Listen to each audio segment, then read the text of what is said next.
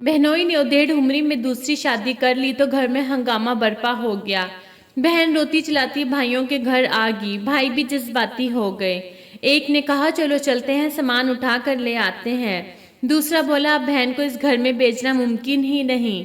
तीसरे ने मशवरा दिया अब तो तलाक ही पक्की है, बहनोई दूसरी के साथ ही रह ले।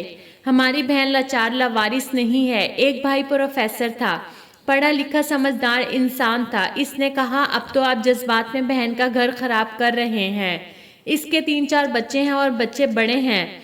आपका अपना घर और अपने बच्चे हैं, आपके अपने अखराजात है। क्या अपने बच्चों के साथ बहन और इसके बच्चों की जिम्मेदारी उठा सकेंगे? पहले तय करो कि आप महाना कितने हजार दोगे और क्या क्या तावन करोगे। इसके बाद चलते हैं बहनोई के पास और इससे तलाक ले लेते हैं।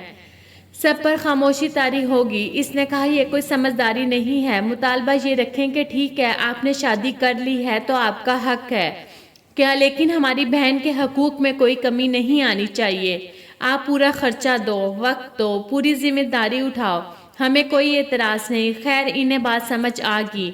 इन्होंने अपनी बहन को दोबारा घर भेज दिया और बहनोई से बातचीत की और इससे यकीन दहानी करवाई कि वो बहन के हक में कोई कमी नहीं करेगा। वो तो पहले ही इस मुतालबे पर राजी था, चनाचा खुशी से मान गया।